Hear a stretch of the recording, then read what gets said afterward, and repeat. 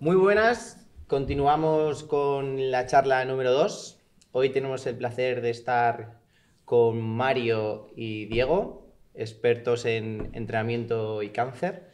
Y siempre comenzamos con la misma pregunta. Es algo que es una de las preguntas más difíciles si me lo hicieran a mí. Entonces, por favor, chicos, ¿os podéis definir? ¿Cómo os Sí, definiríais?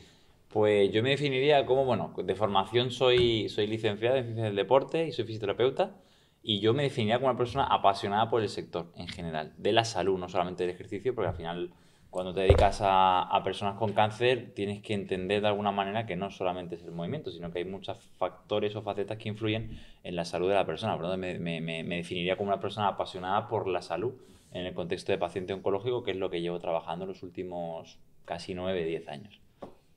Diego.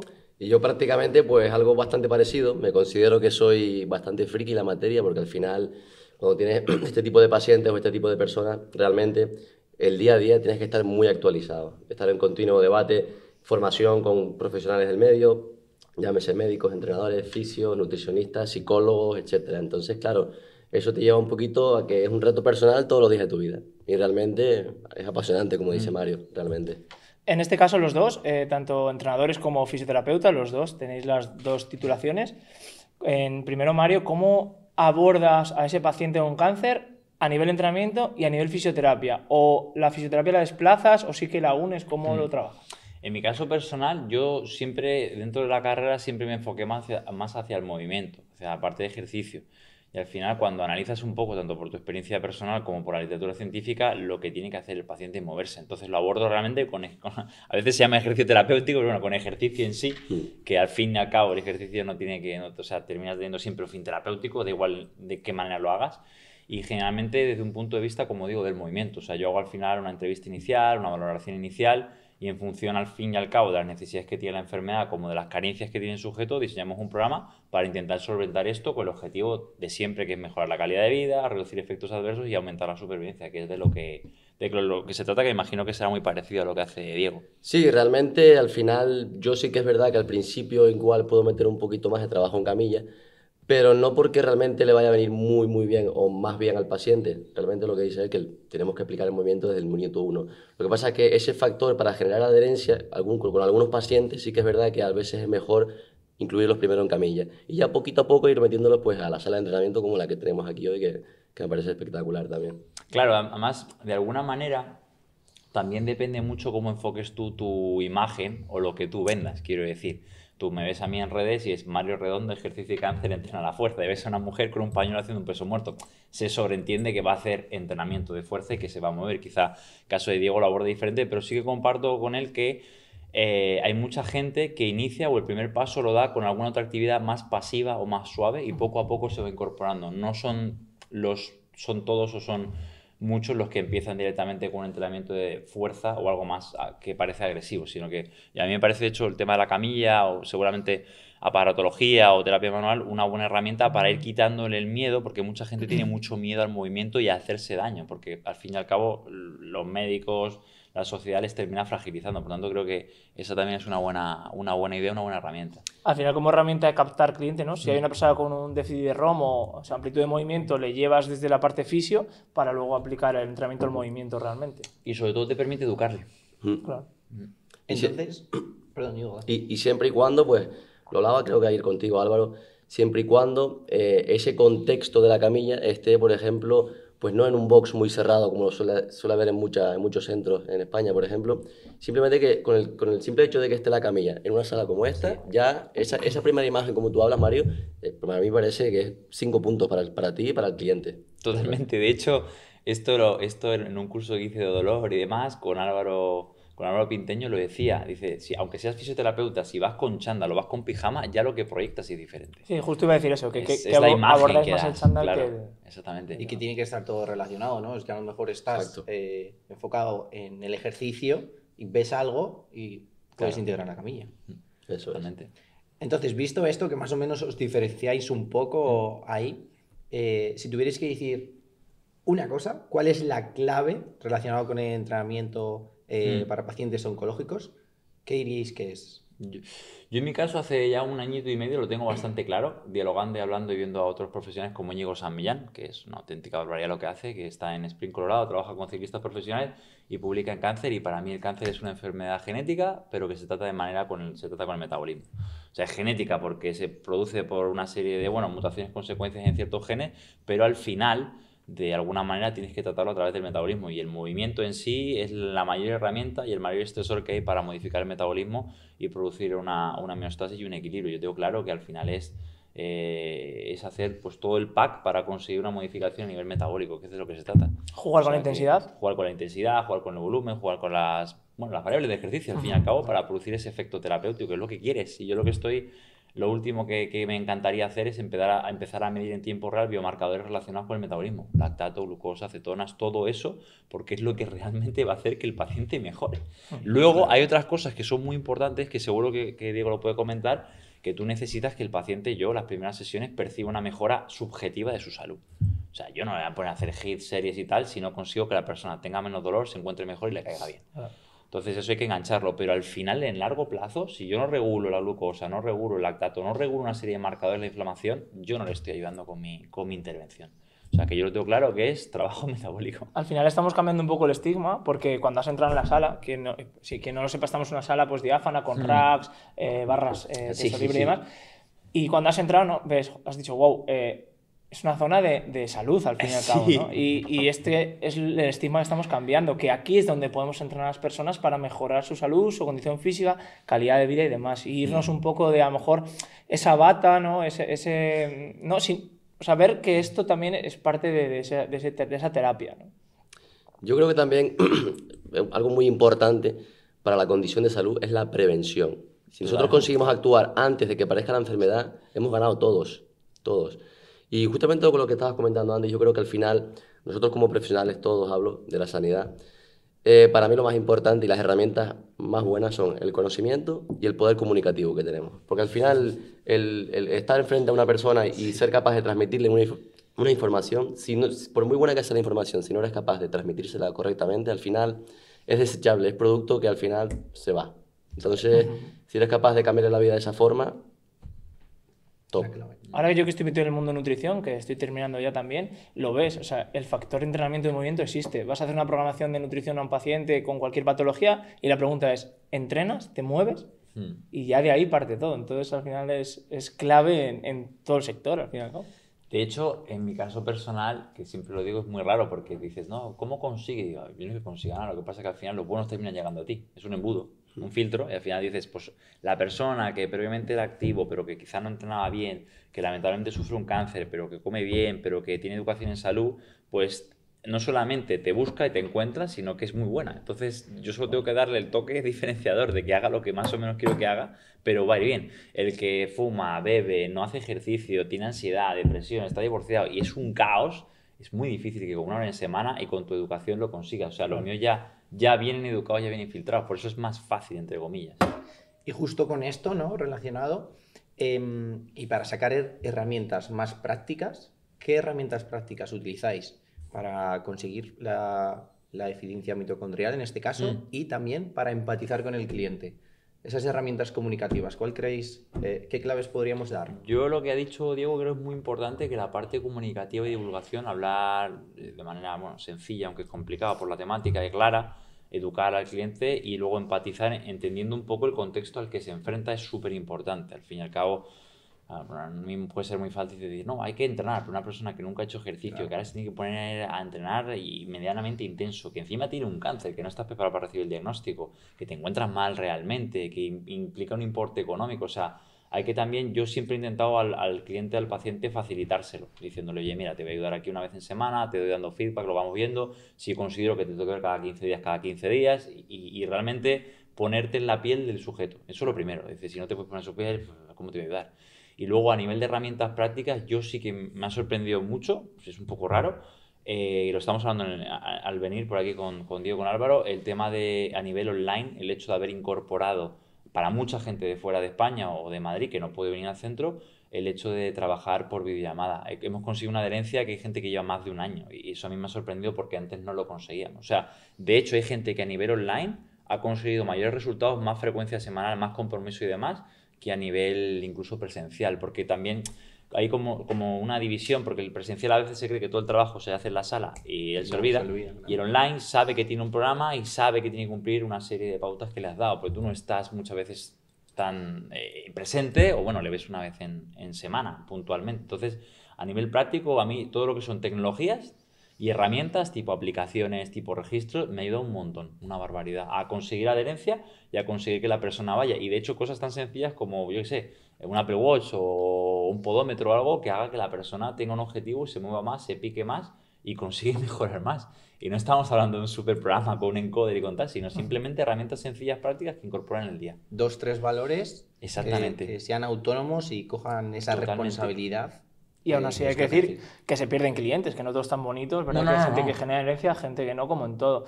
Una cosa que me viene a la cabeza, y es que siempre los entrenadores hablamos cuando sales de la carrera o del grado, en este caso de TESAP, que bueno, pues que a qué persona entrenas, puedes entrenar a todo el mundo, ¿no? Te crees que al final entrenas a todos, y ahora estamos centrados hablando de un nicho, que es entrenamiento oncológico. Sí. A mí me parece flipante porque seguramente esto hace 10 años era inentendible, ¿no? Como un Imposible. entrenador, en este caso Mario, monta un centro simplemente de nicho, personas oncológicas, que ya es difícil montar un centro en Castellana y llenarlo de todo tipo de pacientes, y tú has cogido y has dicho, no, pues mi nicho va a ser paciente oncológico.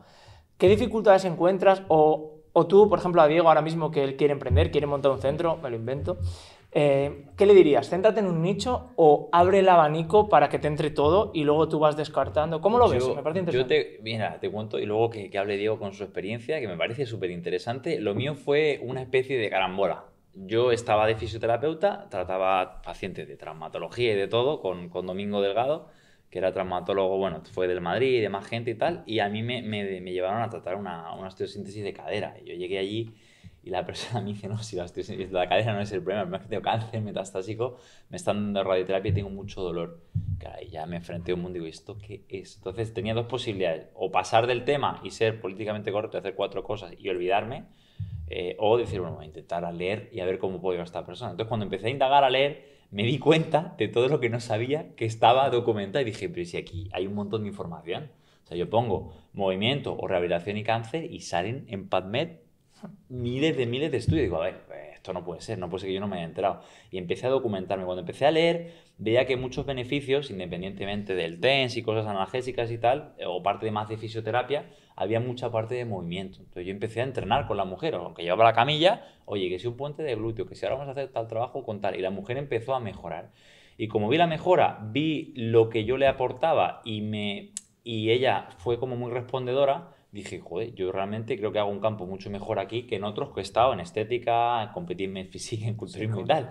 Te digo, ¿qué hago yo aquí que no aporto nada cuando el conocimiento que tengo del área del movimiento puede aportar un montón en este nicho? Y dije, vale, pues me voy a centrar aquí. Al principio fue muy duro, ¿por qué? Porque compites de alguna manera en desventaja, porque claro, te enfrentas a un sector donde es muy académico.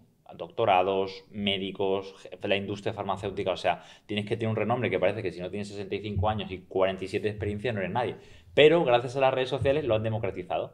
Entonces, aunque no tengas una super titulación con miles de publicaciones de alto impacto y demás, si eres capaz de comunicar bien, eres capaz de enseñar el valor que tiene el ejercicio, utilizar el marketing, la gente empieza a venir. Entonces yo al que quiera montar un centro le diría que se enfoque en un nicho, porque lamentablemente hay tantísima gente en el sector que buscas un nicho o un micronicho o no vas a conseguir nada. Es muy difícil porque además en cáncer hay una ventaja, que como hablas de miedo, hablas de muerte y hablas de salud, y es una enfermedad que está un poco también estigmatizada a nivel social y que cada vez va a haber más, sí que la gente va a invertir quizás su tiempo, dinero y esfuerzo en esto.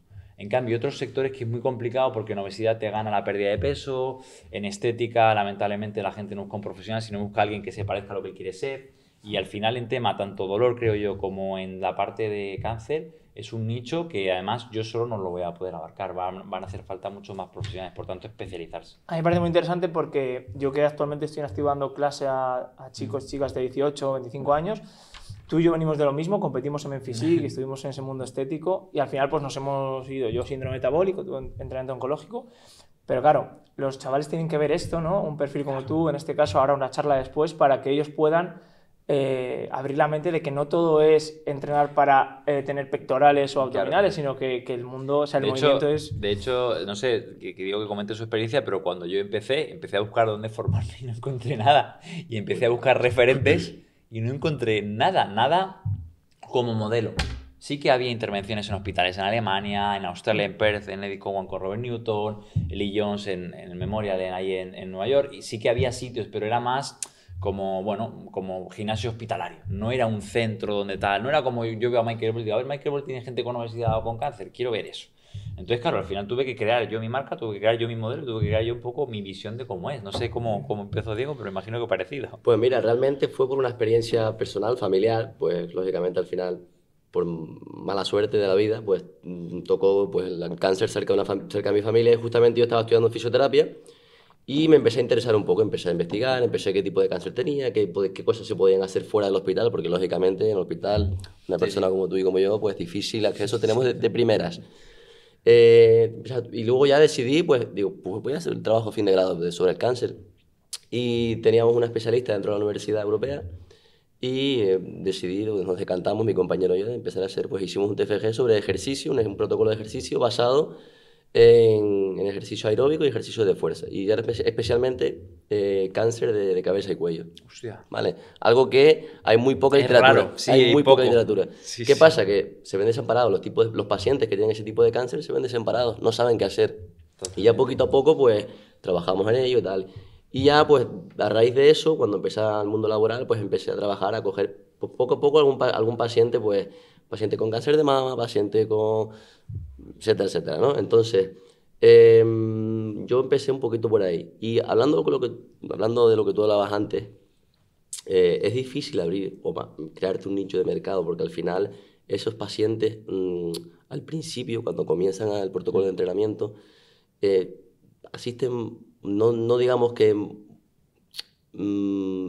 asisten muy poco a la semana, vienen muy pocas veces a la semana. Entonces, esa exposición gradual al movimiento, al ejercicio, es una condición básica, que hay que tenerla clara siempre, siempre, siempre. Entonces, es difícil, ¿vale? Es difícil abrir un negocio, porque tengo ganas de empezar a emprender.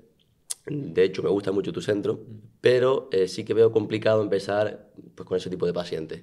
Porque primero, no tengo relación directa con hospitales, con ese tipo de pacientes, y es complicado. Pero, como te dije antes, esto me parece un reto día a día y que cada día pues vamos a ir mejorando. ¿Puede salir una franquicia aquí? No creo. En la isla. Puede salir a Blackie. No, y luego hay otra cosa que he hecho, digo, que es verdad. Yo no sabía que eran pacientes de cabeza y cuello.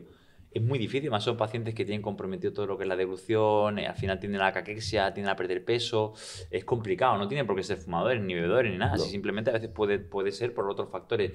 Y hay una cosa que quiero decir que quiero que claro que es muy importante porque a veces en congresos médicos pasan cuando te dicen no hay literatura científica. Yo siempre digo la misma frase que la ausencia de evidencia no es evidencia de ausencia. Que nadie ha demostrado que pues el ejercicio puede modificar cierto marcador no quiere decir que no se pueda. Hay plausibilidad y de hecho muchas veces se está demostrando ahora mismo, después de 20 años.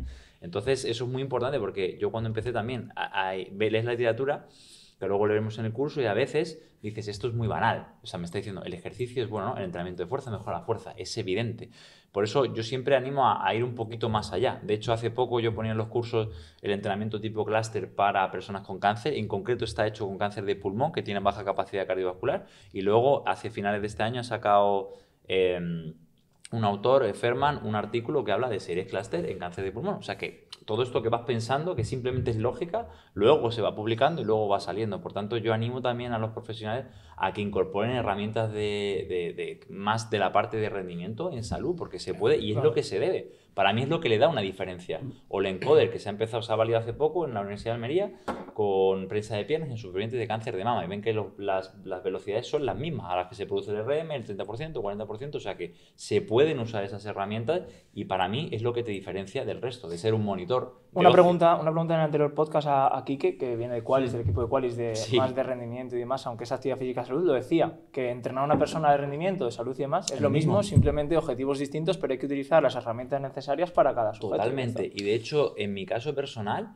o sea, evidentemente tienes que formar en cáncer, que es la enfermedad, la farmacología, efectos adversos, tienes que entender toda esa fisiopatología, pero si no sabes de ejercicio y rendimiento, al final eres un oncólogo, no eres un entrenador o un profesional del ejercicio. Una pregunta que si no se nos va, Raúl, perdona.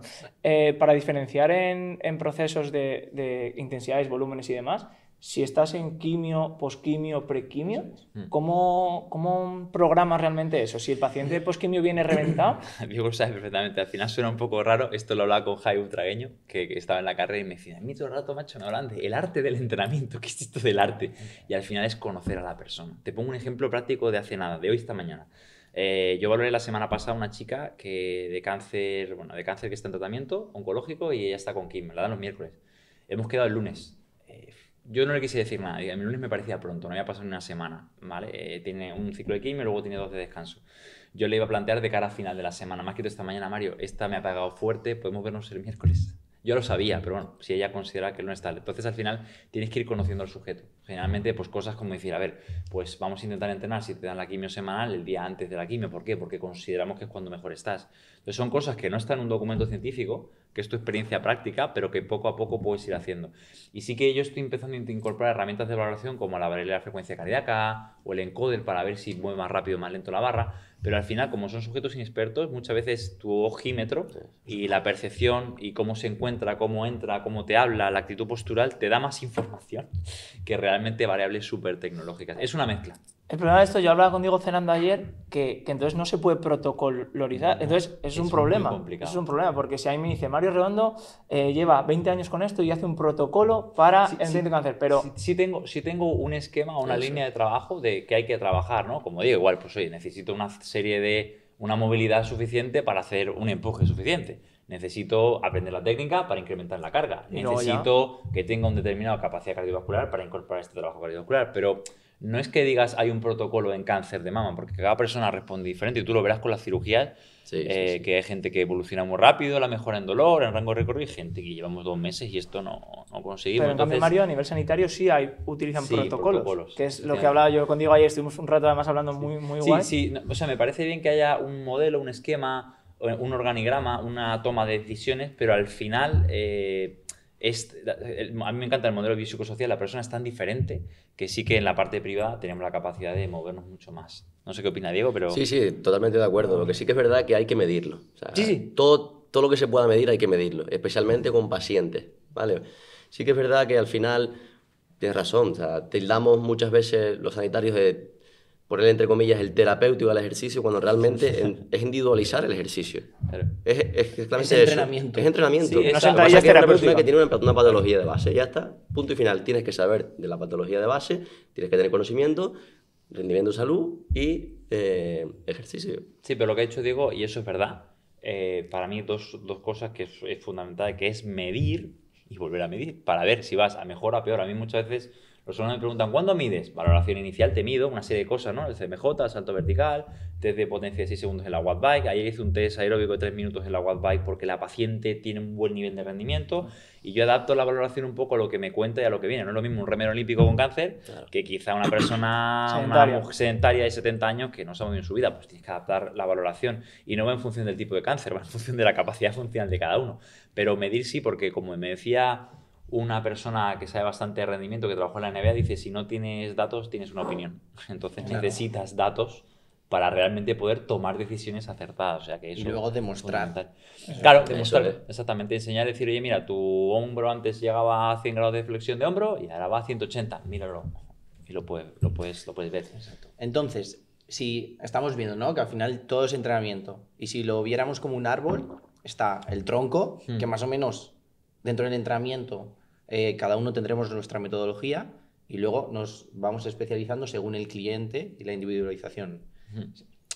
Para dar como si fuera un protocolo, vamos a decir. Sí. Ese entiendo. tronco, Sí, ¿cómo sí. sería en vuestro día a día? El mío, ya la gente lo sabe, el tronco en sí es el entrenamiento de la fuerza. O sea, necesito que la persona tenga la capacidad de ser fuerte en general. ¿Vale? Que ser fuerte no es hacer una sentadilla con 200 kilos. Ser fuerte es poder desenvolverte en tu día a día, no tener fatiga y no tener dolor. Con eso me vale.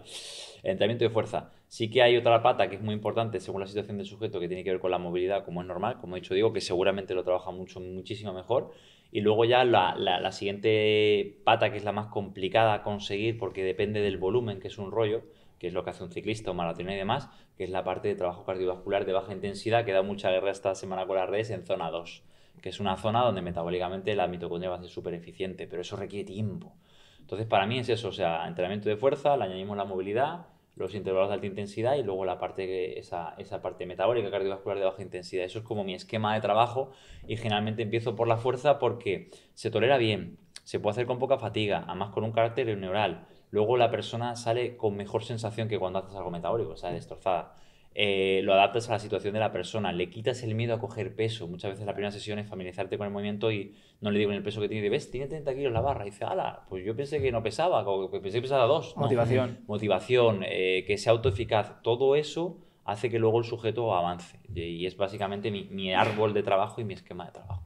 Perfecto. Sí, perfecto. Y para mí, realmente el tronco es, digamos, la ausencia de enfermedad, la salud. Y eso es movimiento. Realmente si un paciente una persona se puede mover libremente, con fuerza, con agilidad, con rango de movimiento, etcétera, eso es vida. Yo que os conozco trabajáis muy parecido.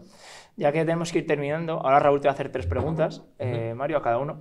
Y algo que me parece interesante es que estamos en una mesa hablando de entrenamiento, de ejercicio de mejorar, y hay profesionales de la fisioterapia, del entrenamiento, nutrición, y no hemos hablado de competencias ni nada, simplemente de mejorar, ¿no? al paciente. Creo que esto tendría que quedar reflejado para que se vea que hay mucha lucha absurda, creo, cuando al final el objetivo es que la gente mejore y fíjate, estamos todos muy de acuerdo en eso. Raúl... Va a estar guay hoy, porque son 2. Sí. Entonces, son 3 preguntas rápidas, ¿vale? que no condicionen la respuesta de Vale, uno vale. No puedes repetir ninguna. Venga, eso, no se puede repetir. Bien. Complicado. Venga, Sí, vamos fue. a ello. Son todas relacionadas con el entrenamiento, así que... Yo voy a hacer un pequeño inciso de lo que ha dicho Álvaro, que es verdad. He escuchado a Mikel de Izquierdo en una ponencia decir, cuando le preguntan, ¿no? Dice, ¿quién tiene que intervenir? Dice, que sepa.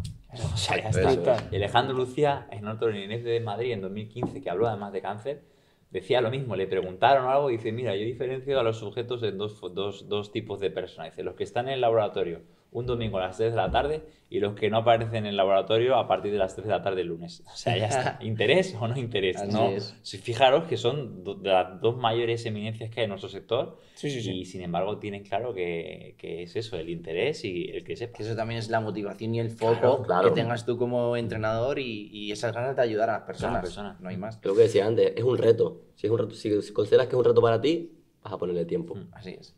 Venga, vamos a ello. En el entorno del entrenamiento, ¿cuál es para vosotros el ejercicio favorito? Yo lo tengo muy claro, a mí el peso muerto lo utilizo siempre, pero por 2 cosas, ¿vale? Primero, porque es un movimiento donde la persona se puede hacer muy fuerte y además da cierto respeto, porque dices, ¿cómo llamo una barra? La gente que siempre cuando lo lumbar no me hace daño, esto, el otro. Y luego, porque cuando la gente lo empieza a hacer, te lo dicen, me gusta, porque les hace sentirse fuertes. Y la progresión Les es tan rápida. y es muy rápida, les Muy desfragiliza. motivacional. En 3 semanas está moviendo 45-50 kilos si más o menos aprendes a hacer fuerza. Entonces, me gusta mucho incorporarlo, no ya por el ejercicio en sí, sino porque lo que le da a la persona a nivel psicológico. En mi campo, en pacientes con obesidad, al final, como son corpulentos, son fuertes Claro. y les gusta el mover peso Pues, también. Entonces, es muy interesante con barra hexagonal en este caso. Claro. Muchas Te iba a decir. gracias. Sí. Pues yo creo que parecido. Al final... ¿No puedes repetir? No, digo, es parecido. Sentadillas. Me gustan mucho las sentadillas porque al final Es es un así, ejercicio en el que se puede hacer algunas progresiones, algunas regresiones. Ciertos pacientes tienen diferencias en cuanto a las limitaciones. Entonces, esa progresión y esa mejora que se ve continuamente cuando tú formas o haces un protocolo de ejercicio, motiva bastante al paciente. ¿Vale? Le hace ganar capacidad. O sea, se ven a sí mismos y dicen, hostia, pues he mejorado, soy más fuerte, soy capaz de mover más kilos, llego más abajo, etcétera, ¿sabes? Material de entrenamiento. ¿Favorito? Favorito. Elige un material de entrenamiento. Si solo tuvieras uno en tu centro... Si solo tú pudieses utilizar un material. Wow, una barra. ¿Barra? Muy bien. Complicado, ¿eh? Yo Sí, diría que un rack. ¿Y qué haces con un rack? No, Sin pero nada. un rack... Levantas el rack. No, un rack, lógicamente, a lo mejor con polea. Una polea. Una polea, Sí, entonces. también. Eso es... Vale. Un kettlebell, ¿no? No sé. Yo diría kettlebell. Yo creo que también diría que pero bueno. Y para acabar, un libro de entrenamiento que podáis recomendar a nuestros estudiantes. Guau, pues al final le vamos a hacer publicidad, pero el de López y Charro. Al final, de fisiología, pero no por nada, porque yo estoy muy sesgado al final por la parte de que considero que como el cáncer es una enfermedad metabólica hay que conocer la fisiología humana y la fisiología del ejercicio, es la base. O sea, esto pasa, por ejemplo, me acuerdo, es que me ha pasado en congresos médicos, ¿no? De repente un médico levantar, pero si el lactato es un marcador negativo, ¿por qué tú quieres producir lactato? Y digo, bueno, es que es un error de concepto de base de fisiología del ejercicio. y de fisiología. Y Adrián Castillo lo comentaba en una ponencia que me encantó y decía, es que tú le das esta analítica a un médico o a un entrenador Y la ven de manera Exacto. diferente. Uno ve enfermedad y ve un traumatismo craneoencefálico o ve una inflamación, una radiomiélisis, y el otro dice qué pedazo de entrenamiento acabas de hacer y cómo has alta o revolucionado. cualquier cosa. Entonces, para mí, por eso yo recomiendo el libro de Chicharro. Perfecto. Diego lo está buscando. Diego. Sí, es que no, Sí, sé cuál es, sé cuál es. Claro, es que no me acordaba del autor. Sí, Sí, sí. el de Michael Boyd, Sí, exacto. sí. Tremendo funcionario. Sí, O sea, claro, ese- es un clásico. Digo, voy a buscarlo rápido porque va a Ese quedar se muy tiene mal. que No, leer. bro. Bueno, en verdad los dos habéis ido a dos clásicos. Sí, claro. Sí, es que yo creo, al final, seguramente si hablamos con Diego tranquilamente y tal, la filosofía y la idea es la misma. Sí, es la misma seguro. Y la base, lo básico y bien hecho, Sí, sí. es lo excepcional al final. Ayer ponía, dices, esto se trata de hacer cosas sencillas de manera brillante. Exacto. Ya está. Perfecto, chicos. Y ya para acabar, decidnos dónde os podemos encontrar. También tu Pues centro, Mario. yo estoy en Instagram, que la gente me conocerá por ahí, como Mario PTFT. En TikTok lo acabo de abrir porque parece ser que Dale, está. dale. Hay que estar en Es todo. igual, Mario PTFT. Hay que estar en todo. En Facebook es Mario Redondo Ejercicio y Cáncer y luego la web que es marioredondo.org y básicamente pueden ya escribir, preguntar, solicitar servicios o lo que, Ahí verán. lo que Eso haga lo falta. ponemos todo. Perfecto. Diego. Y a mí, pues, estoy pendiente de abrir una cuenta nueva en Instagram, ¿vale? Para crear contenido y probablemente esté relacionada con mi nombre, Diego Zárate, así que Por próximamente... ahí buscaremos. Lo ponemos también. Buscaré ahora. buscar cositas.